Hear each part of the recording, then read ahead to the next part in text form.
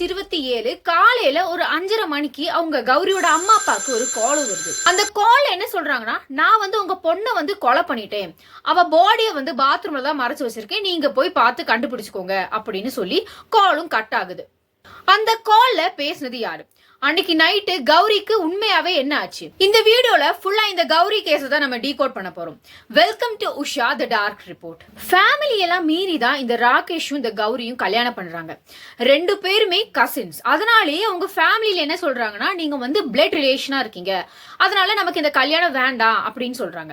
ஆனா அதெல்லாம் மீறியும் நான் இவ்வளவுதான் கல்யாணம் பண்ணிப்பேன், நான் இவ்வளவுதான் கல்யாணம் பண்ணிப்பேன் அப்படின்னு சொல்லி ரெண்டு பேரும் நின்று கடைசியில ஃபேமிலி கிட்டையும் அப்ரூவ் வாங்கிக்கிறாங்க. ஸோ இதுக்கப்புறம் 2 வருஷத்துக்கு முன்னாடி அவங்களுக்கு கல்யாணம் ஆயிடுச்சு. கல்யாணம் ஆனது வந்து மகாராஷ்டிரால வச்சுதான். அதுக்கப்புறமே வேலைக்காக இவங்க ரெண்டு பேருமே பெங்களூர் வராங்க. இங்க வந்ததுக்கு அப்புறம் ஃபர்தரா ஒரு அபார்ட்மெண்ட்ல தான் வாழ்றாங்க ரெண்டு பேரும். இந்த ராகேஷ் சொல்ற இவர் வந்து ஒரு ஐடி கம்பெனில வேலை பாக்குறவங்க. அதே மாதிரி இந்த கௌரி வந்து நான் சொன்ன மாதிரி மாஸ் மீடியா வர படிச்சிருக்கிற ஒரு நல்ல ஒரு வெல் எஜுகேட்டடான பொண்ணு. பொண்ணுக்கு வந்து முதல்ல வேலை இருந்தாலும், அதாவது கல்யாணம் ஆகி வந்த புதுசுல வேலை இருந்தாலும், அதுக்கப்புறம் ஃபயர் ஆயிட்டா அந்த வேலையில இருந்து. அதுக்கப்புறம் ஃபர்தரா வேலை தேடி ரொம்பவே அலைஞ்சிருக்கா. ஆனா அவளுக்கு வேலை கிடைக்கவே இல்லை.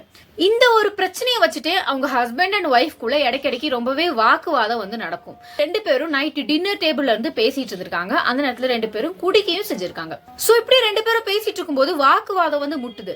இந்த ராகேஷ் வந்து அவளை வந்து கோவத்துல அடிக்கையும் செஞ்சிடறான். சோ அவன் அடிச்சதுக்கு அப்புறம் கௌரிக்கு வந்து ரொம்பவே கோவம் வந்துருச்சு. என்னடா இவன் நம்ம அடிச்சிட்டான் அப்படின்னு சொல்லி கௌரி உடனே கிச்சனுக்கு போய் ஒரு கத்தி எடுத்துட்டு அதை வந்து ஃபோர்ஸா ராகேஷ் மேலே ஏறிறான். ராகேஷ்க்கு வந்து அந்த கத்தி பட்டு ஒரு கையில ஒரு காயம் வந்துருச்சு. சோ இந்த கோவத்துல ராகேஷ் என்ன பண்ணானா, அந்த கத்தியை திருப்பி எடுத்து அவளை குத்தையும் தொடங்குறான். அது மாத்திரம் இல்ல, அவ இறந்துட்டாளா அப்படின்னு டபுள் செக் பண்றதுக்காகவே கழுத்தை வெட்டையும் செஞ்சிருக்கான். ஏதோ ஒரு கோவத்துல அவளை வந்து கொலை பண்ணிட்டோம் அப்படின்னு சொல்லி பதட்டத்துல அடுத்து என்ன பண்ணுறது அப்படின்னு தெரியாம தான் இந்த ராகேஷ் வந்து நின்னான்.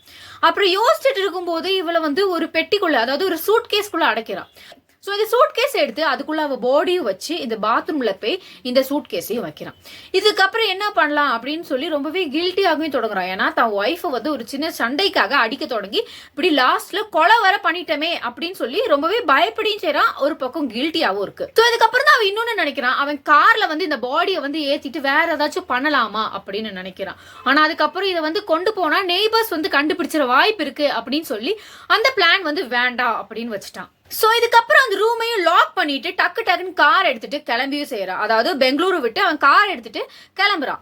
சோ இப்படி கார் ஓட்டிட்டே போகும்போது ரொம்பவே கில்ட்டி ஆகுது. இப்படி தன்னோட ஒய்ஃபை வந்து கொலை பண்ணிட்டு இப்படி நம்ம போயிட்டு இருக்கமே தப்பிச்சு அப்படின்னு சொல்லி அவன் அடுத்து என்ன பண்றான்னா, அவங்க வீட்டுக்கு கீழே ஒரு கார்பெண்டர் இருக்கான். அவனுக்கு கால் பண்ணி, சோ நான் என் ஒய்ஃபே கொலை பண்ணிட்டேன் அப்படின்னு சொல்லி இந்த கார்பெண்டர் கிட்ட சொல்றான்.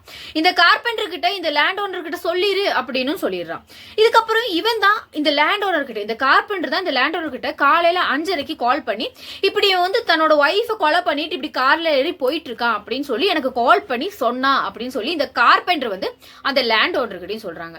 உடனே இந்த லேண்ட் ஓனர் என்ன பண்றாங்க, டக்குன்னு அந்த போலீஸ்க்கு இன்ஃபார்ம் பண்ணிடுறாங்க. டக்குன்னு சம்பவ இடத்துக்கு இந்த போலீஸ் வருது. இதுவாறுதான் நம்மளுக்கு தெரிஞ்சிருக்கு. அதாவது ஒரு கோவத்துல இவங்க ரெண்டு பேரும் சண்டை போட்டுட்டு இருக்காங்க. அவளுக்கு வந்து வேலை இல்லாத காரணத்தினால இவங்க வந்து இடைக்கிடைக்கு குத்தி காணிப்பான்.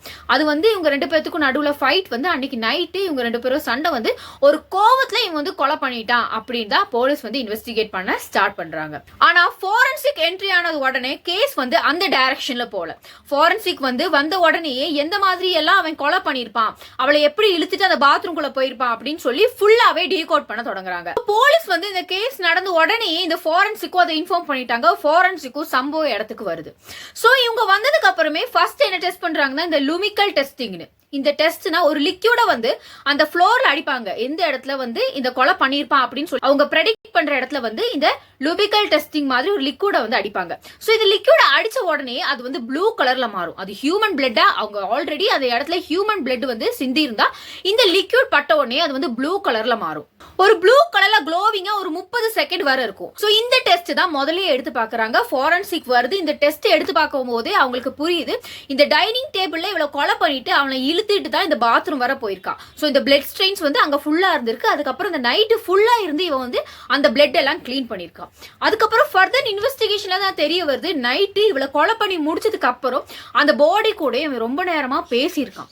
ஸோ இவனுக்கு வந்து இவன் தான் அந்த கில்ட் இருந்தாலும் அவன் வந்து கொலை பண்ணிட்டான் அப்படின்னு அவனுக்கு புரிஞ்சாலும் அவளை ஏன் கொலை பண்ணோம் அப்படின்னு சொல்லி சைட்ல ஒரு கஷ்டம் இருந்துட்டே தான் இருக்கு. ஸோ இன்னொன்னு ஃபாரன்சிக் டீம் என்ன கண்டுபிடிச்சிருக்குன்னா, இதுதான் ஆக்சுவலா ரொம்பவே ஷாக்கிங்கான கிளைமேக்ஸ்னே சொல்லலாம். ஏன்னா இவ்வளவு நாள் நம்ம நினைச்சது வந்து அவ வந்து ஒரு கோவத்துல டக்குன்னு கொலை பண்ணிட்டான் அப்படின்னு தான் நினைச்சோம். ஆனா உண்மை வந்து அது இல்ல. அவ ஆல்ரெடி அவன் வந்து அந்த பெட்டிக்குள்ள இவளை வைக்கும் போது அவன் உயிரோட தான் இருந்திருக்கா. அதுதான் இன்வெஸ்டிகேஷன்ல ஃபாரன்சிக் டீம் வந்து கண்டுபிடிச்சிருக்காங்க. இந்த ஒரு கேஸ்னாலதான் அவ வந்து அந்த பெட்டிக்குள்ள இருக்கும்போது உயிரோட தான் இருந்திருக்கா, அந்த இடத்துல பிரீத் பண்ணிட்டு தான் இருந்திருக்கா. அதுக்கப்புறம் தான் அவ வந்து இறந்திருக்கா அப்படின்னு ஒரு விஷயத்தையும் கண்டுபிடிச்சிருக்காங்க. இந்த நேரத்துல இவன் இந்த பெட்டியை தூக்கிட்டு கீழே போனா கண்டிப்பா நெய்பர்ஸ் வந்து ஏதாவது சவுண்ட் வச்சு கண்டுபிடிச்சிருவாங்கன்னு சொல்லி தான் இவன் வந்து பாத்ரூம்ல வந்து அந்த பாடி வச்சிருக்கா. கரெக்டா அந்த பாடி வந்து அந்த டிரைனேஜ் பக்கத்துலயே வச்சிருக்கா. சோ பிளட் வந்து ஆட்டோமேட்டிக்கா அந்த டிரைனேஜ்குள்ளேயே போயிடும், அதுக்கப்புறம் வெளியே லீக் ஆகாது அப்படின்னு சொல்லி தான் அந்த மாதிரி ஒரு மெத்தட்ல தான் வைக்கியம் செஞ்சிருக்கா. சோ இந்த ஃபாத்திமா அப்படின்ற ஒரு போலீஸ் என்ன சொல்லிருக்காங்கன்னா, இந்த சூட் கேஸ்க்குள்ள அவ வைக்கிறதுக்கு முன்னாடி வந்து அவ உயிரோட தான் இருந்திருக்கா, அதை வச்சதுக்கு அப்புறம் தான் அவ இறந்து போயிருக்கா அப்படின்னு சொல்லியிருக்காங்க. போலீஸ் வந்து அடுத்து வந்து கௌரியோட ஃபேமிலியை வந்து இன்வெஸ்டிகேட் பண்ண தொடங்குறாங்க. இன்வெஸ்டிகேட் பண்ணும்போது தெரியுது கௌரியோட ஃபேமிலி, கௌரியோட கசின்ஸ், அவங்க ஃபேமிலி மெம்பர்ஸ் எல்லாம் என்ன சொல்றாங்கன்னா, சின்ன வயசுல ராகேஷோட கௌரி வந்து ஒருபடி மேல எஜுகேஷன்ல இருந்து எல்லாத்துலயுமே ஒருபடி மேல இருக்கிறதுனால ராகேஷ்க்கு வந்து அப்ப தொட்டே இவ மேல ஒரு ஜெலசி இருந்துட்டே இருந்துச்சு.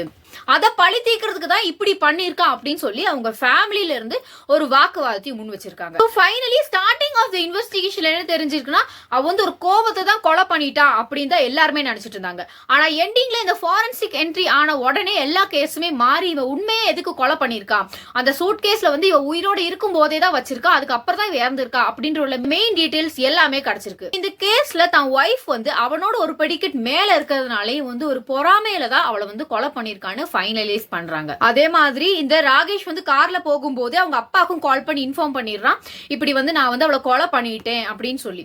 இந்த ராஜேந்திரன் அவங்க அப்பா என்ன சொல்றாங்க, நீ பக்கத்துல உள்ள போலீஸ் ஸ்டேஷன்ல போய் சரண்டர் ஆகுது அப்படின்னு சொல்றாங்க. இதுக்கப்புறம் அவன் போக போக அதாவது வண்டி ஓட்டிட்டு போகும்போது ரொம்பவே கில்ட்டில என்ன பண்றான், ஒரு பூச்சி மருந்து வாங்கி சாப்பிட்டுறான். அதே இடத்துல வச்சு சாரட்டா அப்படின்னு சொல்லி ஒரு இடத்துல வச்சு இந்த பூச்சி மருந்து சாப்பிட்டுட்டு திருப்பி வண்டி ஓட்டுறான். வண்டி ஓட்டி பக்கத்துல உள்ள போலீஸ் ஸ்டேஷனுக்கு போயிடலாம் அப்படின்னு சொல்லி ஒரு ஏம்ல தான் போயிருக்கான். ஆனா அதுக்கு முன்னாடி இந்த பூச்சி மருந்தை சாப்பிட்டதுனால அவன் அன்கான்சியஸ் ஆகுறான். அதுக்கப்புறம் ஃபர்தரா போலீஸ் வந்து இவனை வந்து அங்கிருந்து பார்த்து கூப்பிட்டு ஹாஸ்பிட்டலையும் அட்மிட் பண்றாங்க. மார்ச் 26 ஒய்ஃபை கொலை பண்றான். மார்ச் 27 அவங்க ஃபேமிலி மெம்பர்ஸ்க்கு இதெல்லாம் தெரிய வருது. மார்ச் 28 போலீஸ் வந்து அவன் இருக்கிற இடத்த ஜிபிஎஸ் டிராக்கர் மூலமா கண்டுபிடிச்சிடுறாங்க. மார்ச் 28 இவனை அன்கான்சியஸா அந்த கார்ல பார்த்த உடனே போலீஸ் வந்து அவனை எடுத்து இந்த ஹாஸ்பிட்டலையும் வந்து அட்மிட் பண்றாங்க. மார்ச் 29 ஆஃப்டர்நூன் வந்து அவன் வந்து ஹாஸ்பிட்டல் இருந்து டிஸ்சார்ஜும் பண்றாங்க. இப்போ கரண்ட்லி அவன் வந்து ஜெயில தான் இருக்கான். இந்த மாதிரி கிரைம் ரிலேட்டட் வீடியோக்கு நம்ம சேனலை சப்ஸ்கிரைப் பண்ணுங்க. தேங்க்யூ.